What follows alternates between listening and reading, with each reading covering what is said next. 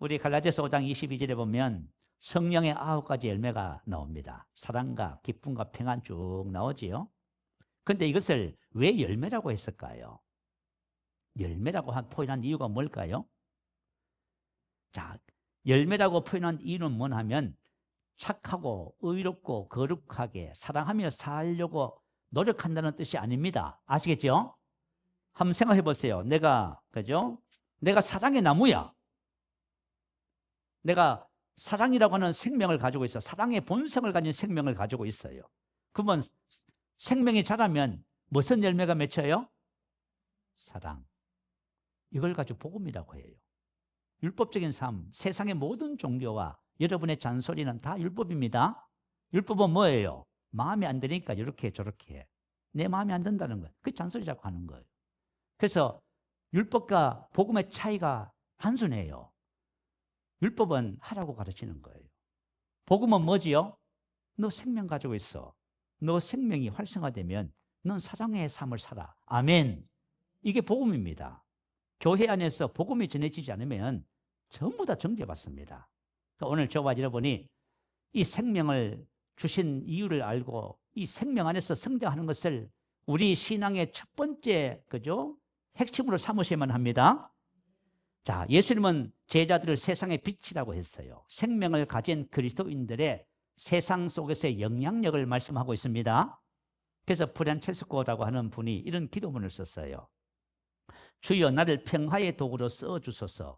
미움이 있는 곳에 사랑을, 다툼이 있는 곳에 용서를, 분열이 있는 곳에 일치를, 의혹이 있는 곳에 믿음을, 그릇됨이 있는 곳에 진리를, 절망이 있는 곳에 희망을, 어둠이 있는 곳에 빛을, 슬픔이 있는 곳에 기쁨을 가져오는 자 되게 하소서. 아멘. 자, 우리 그리스도인들의 삶이 뭐예요? 바로 이와 같이 세상 속에서 생명의 빛의 열매를 가져오는 자입니다. 그래서 영적 성장은 영향력의 증가예요. 이와 같은 선한 삶, 아름다운 삶이 저와 여러분의 삶에 많이 나타나서 세상을 밝히고 많은 사람들을 옳은 대로 인도하는 축복된 삶이 될 줄 믿습니다. 두 번째는 죄의 법, 사망의 법에서 해방, 자유합니다. 왜냐하면 너무 당연한 거예요. 자, 하나님의 생명은 빛이에요. 거기에 어둠이 조금도 없어요.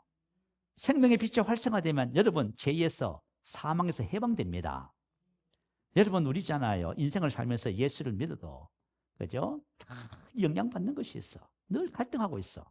그리고 여러분 사망이라고 하는 것은 죽는다는 그런 개념이 아니에요. 죽음에 이르는 모든 과정이야. 우울증도 포함되고 조현병도 포함되고 공황장애, 모든 질병, 가난, 실패. 죄의 열매인 율법의 모든 저주가 사망에 속해 있어요. 그것들이 우리의 삶을 지배하고 있어, 안 하고 있어요? 안 하고 있으면 아멘. 그건 여러분들이 엄청 성장한 사람들이에요. 저와 여러분이 생명이 활성화되면 죄와 사망의 법에서 해방돼 버려요. 그래서 로마서 8장 2절에 기록했어요. 이는 그리스도 예수 안에 있는 생명의 성령의 법이 죄와 사망의 법에서 너를 해방하였습니다. 아멘. 왜 하나님 우리에게 생명을 주셨어요? 죄와 사망의 법에서 해방되라고. 다시는 죄가 나의 삶을 주장할 수 없습니다. 왜 법이라고 했을까요? 법은 어떤 것으로도 이길 수가 없어요. 그런 뜻이에요. 법은 뭐로만 이겨요? 법으로만 이깁니다. 자, 우리 중력의 법칙이 이 세상에는 그죠? 존재하고 있어요. 그래서 항상 어떤 것이든지 물체를 떨어뜨리면 어떻게 돼요? 아지로 떨어지지요. 그러면 중력의 법칙을 이길 수 있는 것이 뭐가 있을까요? 그것을 이길 수 있는 법은 부력의 법칙이에요. 자, 여러분 수십만 톤의 배가 물 위에 뜨잖아요. 그럼 부력의 법칙을 활용한 것입니다. 자, 우리 풍선 속에 헬륨 수소를 집어넣으면 어떻게 됩니까? 하늘로 올라가지요. 중력의 법칙을 초월해버리지요. 그거 왜 그래요? 부력의 법칙 때문에 그래요. 그래서 우리에게 주어진 생명은 생명의 성령의 법이에요. 이 법을 가져야만 저와 여러분의 죄와 사망의 법에서 해방되는 거예요. 여러분 불교의 스님들이 지금 뭘 하고 있습니까? 고행하는 목적이 뭐예요? 해탈하려고 하잖아요. 죄와 사망의 법에서 벗어나려고 하는 거예요. 지금 모르고 계셨지요? 세상의 모든 사람들은 뭐가 있어요? 죄와 이 사망에서 벗어나고 싶은 열망이 있는 거예요, 여러분. 근데 이걸 세상적으로 아무리 해도 안 되는 거예요. 왜냐하면 법은 법으로만 이길 수 있어요? 하나님의 생명의 성령의 법을 탁 주셨잖아요.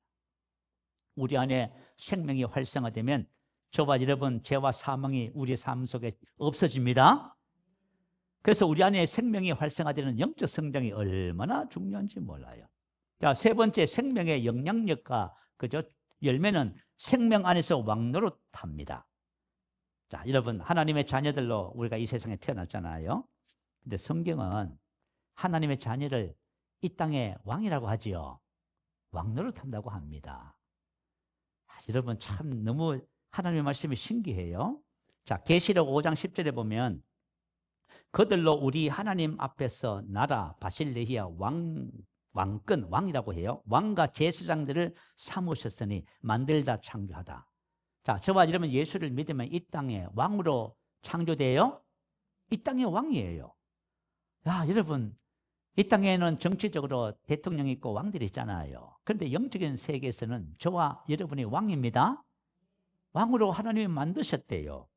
그들이 땅에서 왕노릇하리로다. 통치하다, 다스리다, 왕의 권력을 행사하다. 그래서 왕은 말로 다스리지요. 그러니까 저와 여러분이 여러분의 삶을 여러분이 말로 다스리면 합니다. 아멘. 근데 만약에 풍랑이 일고 문제가 생기는데 질병이 지금 정상대에 찾아오는데 그 보고 가만히 계시면 안 돼요. 여러분들이 말로 다스리면 합니다. 자, 그러면은 우리가 예수를 믿고 어떨 때 그렇게 다스릴 수 있냐 그 말이에요. 그것은 생명이 활성화될 때 가능해요. 자, 로마서 5장 17절 말씀 올려주세요. 한번 읽어보십시다. 자, 시작. 한 사람의 범죄로 말미암아 사망의 그 한 사람을 통하여 왕노릇 하였은즉 은혜와 의의 선물을 넘치게 받는 자들은 한 번 예수 그리스도를 통하여 생명 안에서 왕노릇하리로다. 자, 우리 과거에는 사망이 저와 여러분을 다스렸어요. 그 늘 우울하고 슬프고 괴롭고 힘들고 연약함과 질병 속에서 문제 속에서 걱정하고 염려하는 거예요. 자꾸 이 사망이 우리를 뭐 하고 있어요? 이 세상은 전부 죄와 사망의 법이 왕노릇하고 있습니다. 여러분, 왜 복음이 필요한지 아시지요? 여러분 남편, 안 믿는 남편 죄와 사망의 법에 매여 있어요. 여러분이 복음을 통해서 남편을 풀어주셔야 됩니다. 여러분, 근데 만약에 내가 이걸 모르고 있으면 할 수 있어 없어요? 여러분 남편들이 만약에 나를 너무 힘들게 하고 괴롭힌다. 왜 괴롭혀요? 죄와 사망의 지배를 받고 있어서 그렇잖아요. 만약에 내가 가까이 사는 사람이 이 생명의 영향을 받고 있으면 어떨 것 같아요? 너무 좋겠지요? 봐요. 우리 인생을 복되게 할 수 있는 원리가 방법이 있는데 여러분 그걸 사용하지 않고 있으면 안 됩니다. 자, 원래 이 세상 모든 사람은 죄와 사망의 법 아래 지배를 받고 있어요. 그런데 예수 믿는 사람들은 은혜와 의의 선을 넘치게 하나님께서 우리에게 주신 은혜들을 내 것으로 넘치게 취하는 자들은 한번 예수님을 통하여 생명 안에서 뭐 해요? 봐요. 다스리잖아요. 여러분, 질병이 왔다가 제가 하는 말을 듣고 7길로 도망갑니다. 한 길로 왔다가 7길로. 염려 근심이 왔다가 제가 예수 이름으로 명령하면 7길로 도망갑니다. 문제가 왔다가 가난이 왔다가 풍랑이 일다가 예수 이름으로 명령하면 멈춥니다. 그런데 이건 생명이 활성화돼야 여러분들이 이걸 사용할 수가 있게 되어져요. 그래서 여러분 우리가 영적으로 성장한다는 것이 얼마나 중요한지. 그리고 마지막으로 제자 삼는 제자예요. 우리 교회 그죠? 첫 번째 목표가 영적 성장이고 두 번째가 제자 삼는 제자예요.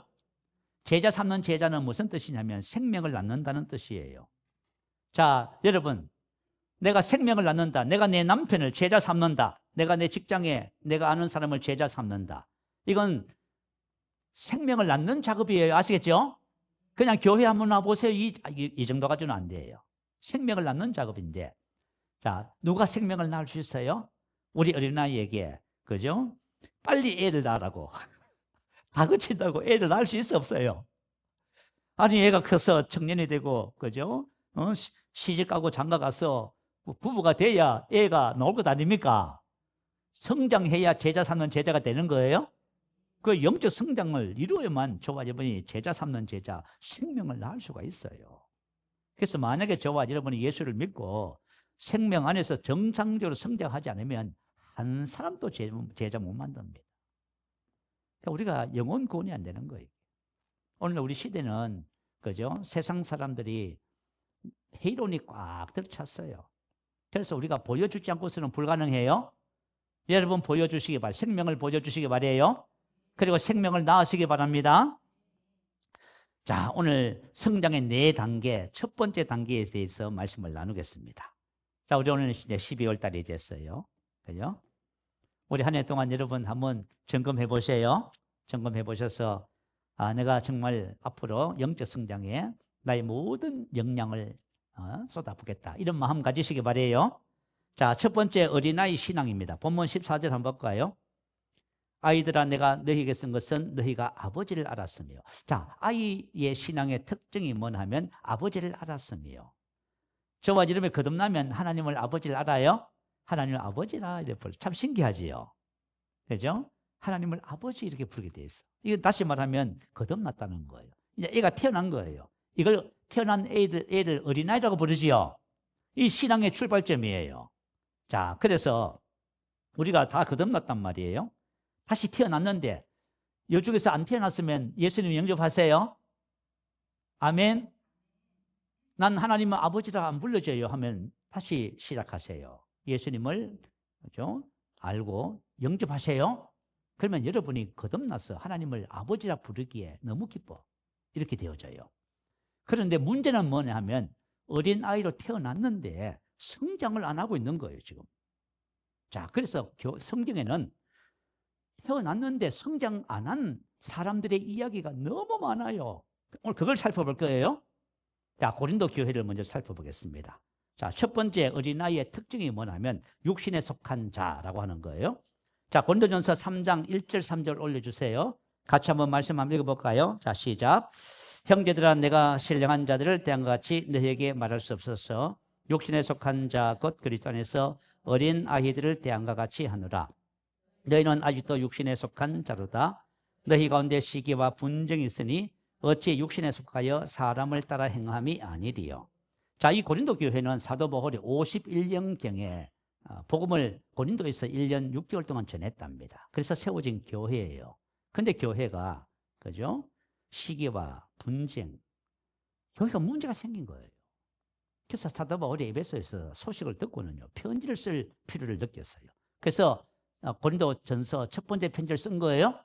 그때 쓴 때가 55년경이었다고 해요.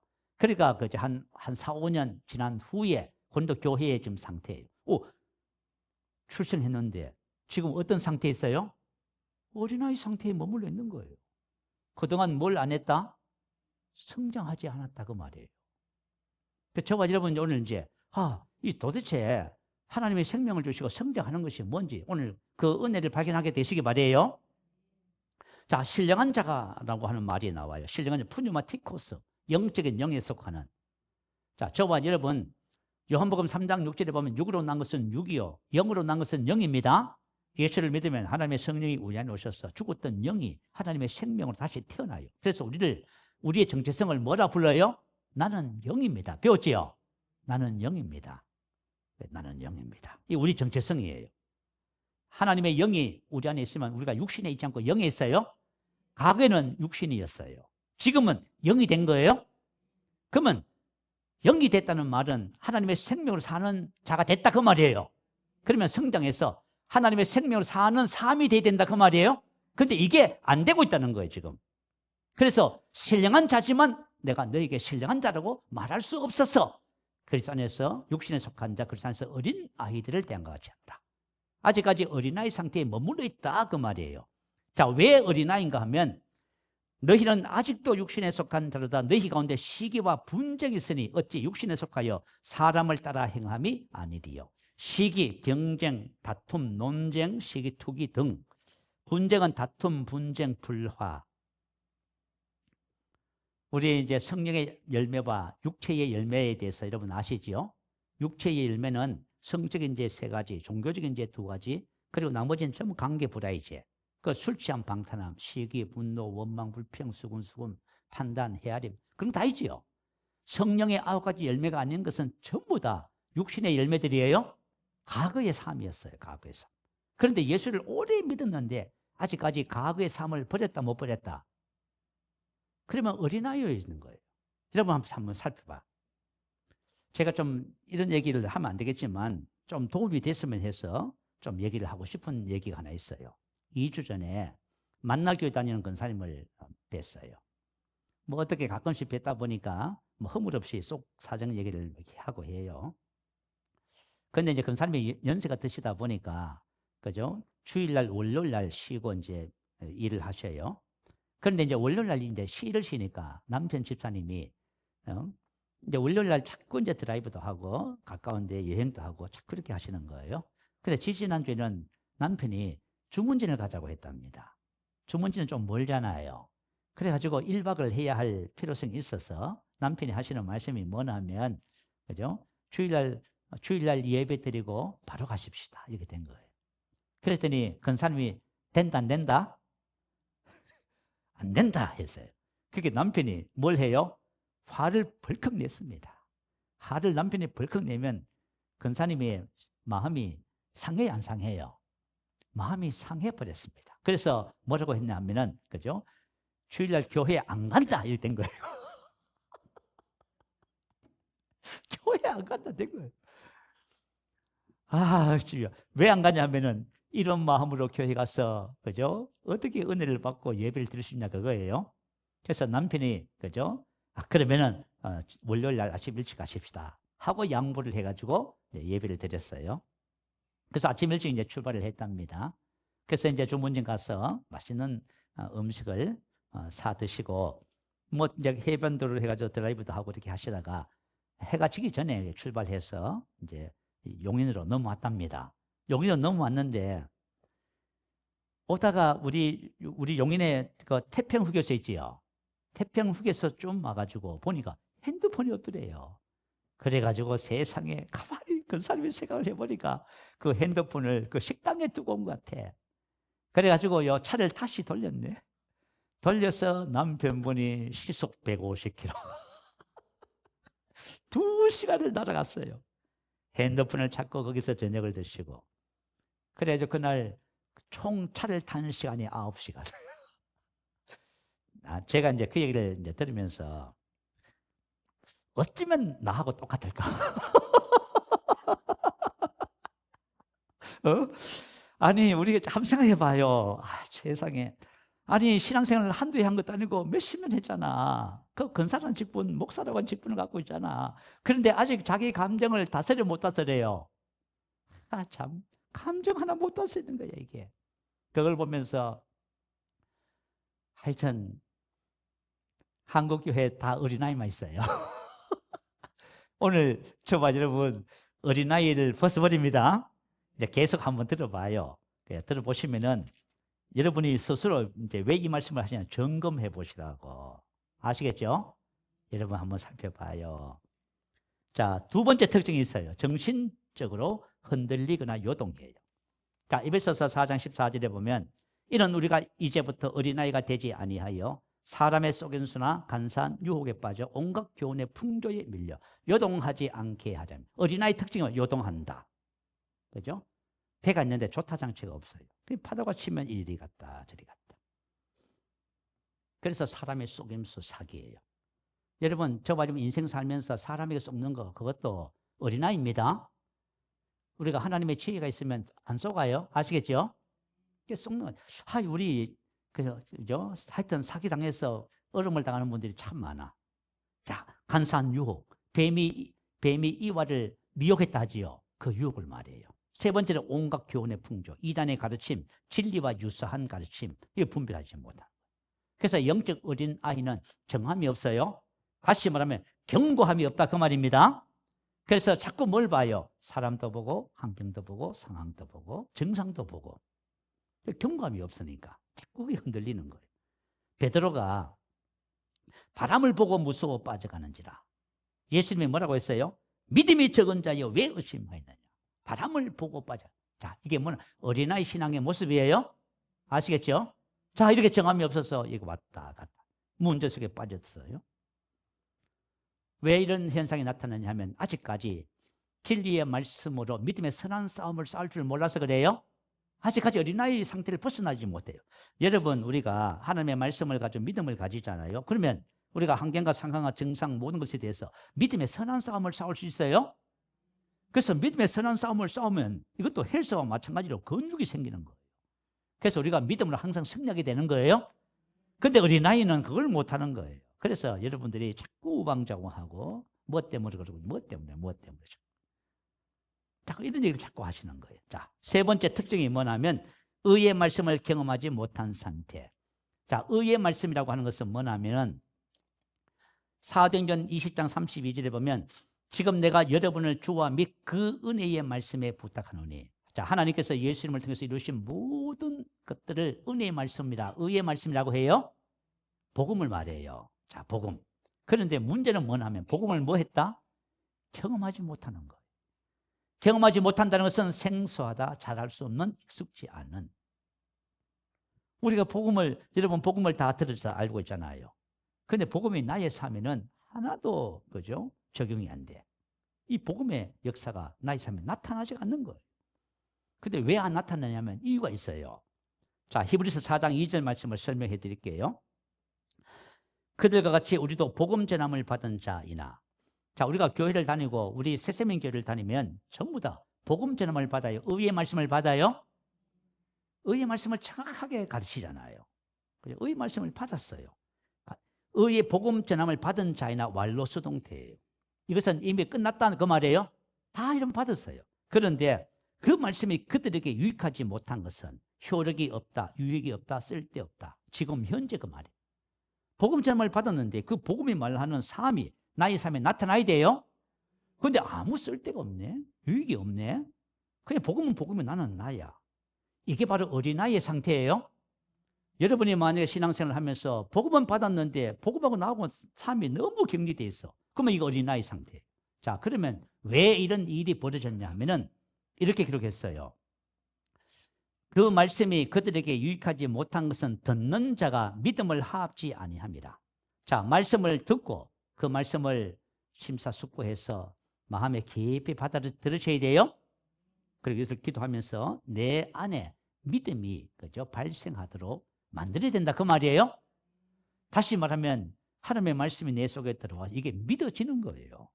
참 신기해요. 우리가 믿음에 대해서 또 다음에 나누겠지만 이 말씀이 믿어지면은 어떤 일이 벌어져요?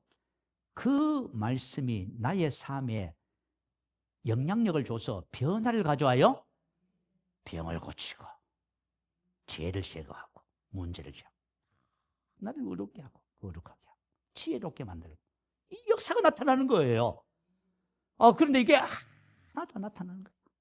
그러면은 어린 아이다. 아멘. 이해가 되셨으면 아멘. 어린 아이 신앙에서 자녀의 신앙으로 어떻게 하면 우리가 갈 수 있을까? 그냥 간단하게 가장 기본적인 원리만 말씀을 나누도록 할게요. 자, 베드로전서 2장 2절 말씀 올려주세요. 자, 시작. 갓난 아이들 같이 순전하고 신령한 젖을 삼아라. 이는 너희로 구원에 이르도록 자라게 하려 함이라. 아멘. 자, 어떻게 하라고 하지요? 자라게 성장을 말해. 자, 우리가 성장해야 되는 거예요. 그 성장은 어떻게 이루어진다고? 이 말씀 속에 답이 있어요. 갓난 아이들 같이. 갓난 아이, 갓 태어난 아이예요. 자, 저와 여러분이 지금 신앙생활 10년을 했든지 20년을 했든지 금방 하셨든지 상관없어요. 여러분 영적 상태를 점검하셔요. 그래야 영적 상태를 진단해야만 성장의 필요성을 절감하게 돼 있어. 난 어린아이인데 난 계속 어린아이로 있을 거예요. 그거 안 됩니다. 성장하셔야 됩니다. 아마 우리 성도들이 성장하면 하나님이 먼저 제일 기뻐하실 것이고 그 다음에 제가 기뻐할 것 같아요. 여러분 성장 안 하고 있으면 있죠, 없죠? 이렇게 되는 거 아시겠죠? 천 없어도 이 문제 해결 안 되면요, 그죠? 안 되는 거예요. 자, 제가 이제 우리 목사님들, 외부에 우리 목사님 권사님들하고 이 영적 성장에 대해서 많이 믿음의 교제를 나누어요. 교제를 나누면서 제가 제일 이제 첫 번째 질문을 던져요. 목사님, 권사님은 영적으로 어느 단계에 있는 것 같습니까? 하면서 영적 성장의 4단계를 간단하게 얘기를 해줘요. 그러면 목사님들은 다 이렇게 말해요. 청년의 신앙 이상인 것 같습니다. 이렇게. 근데 작년에 너무 신기한 분을 내가 만났어. 권사님이신데 이분이 뭐라고 했는지 아세요? 나는 작년인 것 같습니다. 그래. 이분도 신학도 하고요. 교회 안에서 막 맡은 것도 되게 많아요. 그래서 작년인 것 같습니다. 그래서 이제 말씀을 쭉 이제 나누면서, 그죠? 그 권사님이 뭐라고 했는지 아세요? 목사님, 말씀을 듣고 보니까 어린아이네요. 왜냐하면 남편하고 너무 갈등하고 있는 중이야. 어린아이만 그렇게 하는 거예요? 성숙한 사람은 그런 거 안 합니다. 아시겠지요? 성숙한 사람은 생명의 열매를 나타내는 거예요. 갈등하는 것은 육신에 속하여 아직까지 어린아이예요. 무슨 말인지 이해가 되지요? 그죠? 제가 이제 이 복음을 제대로 알지 못할 적에는 난 목사니까 참아야 된다고 생각했어요.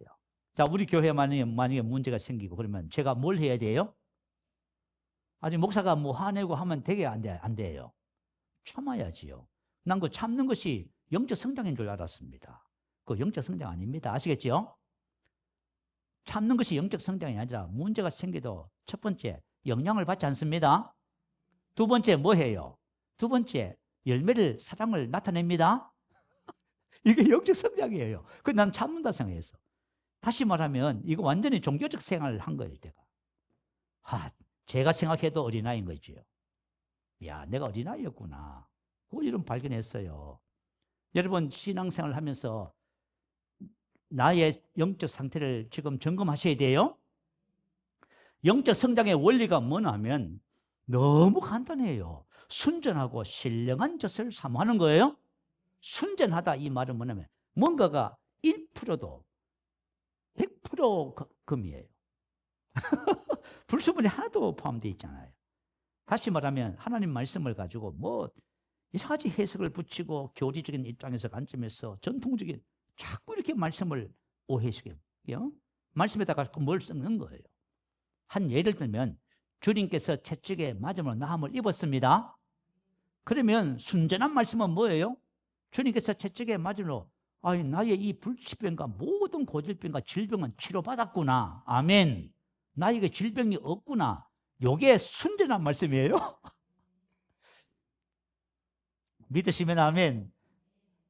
봐요, 여러분. 주님께서 그러잖아요. 순전하고 신령한 이 말은 말씀의 그 뜻이에요. 순전하고 신령한 순전한 말씀의 젖을 기본적인 복음을 말해요. 사모하라는 거예요. 왜 그러게 해요? 예수님이 그러셨어요. 요한복음 6장 13절에 살리는 것은 영이니 육은 무익하니라. 내가 너희에게 이런 말이 영이요 생명 조예입니다. 영적 성장은 어디만 있어요? 순전한 말씀의 젖에만 있어요. 기도 많이 하고 뭐 체험을 많이 하고 봉사 많이 하고 또 막 은사가 나타나서 병도 고쳐주고 막 기적도 행하고 거기 영적 성장 없어요. 영적 성장은 오직 순전한 말씀의 젖에만 있습니다. 이걸 꼭 기억하셔야 돼요. 목사님 전 은사 받아서 주의 일을 하고 싶습니다. 그런데 그저 얼마 못 가요. 왜냐하면 영적 성장이 안 되거든. 그래서 영적 성장은 바로 이렇게 되는 거예요. 사모한다는 것은 간절히 바라다, 사모하다, 욕구하다. 만약에 여러분들이 1년 동안 순전한 말씀의 젖을 사모했다면 여러분 성장했을 거예요. 안 했다면 1년 동안 그대로 계실 거야. 산파 할머니 얘기 또 해드릴게요. 옛날에는 그죠? 산부인과가 없었잖아요. 시골에서. 그러면 이제 어느 집에 임신을 하고 이제 출산의 때가 돼서 진통이 온다면 급하게 산파 할머니 집을 찾아가서 연락을 해요. 그러면 막 산파 할머니가 막 쫓아오잖아, 그죠? 그러면 뭐라고 지시해요? 그죠? 자, 부엌에 가마솥에 물 끓여라 그래요. 그러면 가서 물 끓여요. 그러면 산팔머니가 막 진통을 하는 가운데에서 그죠? 아기를 받잖아요. 그런데 성질 급한 애들이 있어. 이 7개월 칠삭동이가 태어나네. 칠삭동이는요 진짜 주먹만 해요. 이런 애가 핏덩이가 태어났어. 그럼 얘가 죽어야 살아요. 옛날 인큐베이터도 없는데, 그죠? 근데 산팔머니는요 얘가 살지 죽을지 알아요. 어떻게 하는지 아세요? 할머니가 새끼손가락 있잖아요. 그 아기의 입에다가 쏙 집어넣어. 그러면 얘가 요걸 쪽쪽쪽쪽 빨아. 그러면 산팔머니가 뭐라 해요? 얘는 삽니다 그래. 근데 이거 안 빨고 그냥 있어. 그러면 뭐라고 그래요? 얘 죽어요 그래. 여러분 있지요? 순전한 말씀의 젖을 여러분이 간절히 바라다 삼아. 이거 안 하면 영적 성장 안 합니다. 1년 동안 이거 하셨으면 여러분 성장했을 거예요. 안 했으면 여러분 1년 동안 고절했어. 여러분 종교생활만 성장했어. 교회생활만 더 자랐어요. 그러면 안 됩니다. 아시겠죠? 그리고 하나님의 말씀에 대한 계시가 너무너무 중요해요. 자, 예수님께서 씨 뿌리는 비유를 말씀하시면서 모든 비유의 그죠? 출발점이라고 합니다. 근데 씨 뿌리는 비유가 뭐냐면 하나님의 왕국이 역사하는 원리예요. 씨는 하나님의 말씀이에요. 씨를 우리 마음밭에 뿌리는 거예요. 심는 거예요. 그래서 우리가 믿음도 자라고 영적으로 성장하는 거예요. 그러면서 이렇게 말했어요. 아무나 천국 말씀을 듣고 깨닫지 못할 때는 악한 자가 와서 그 마음에 뿌려진 것을 빼앗나니 말씀을 듣고 뭘 해야 된다?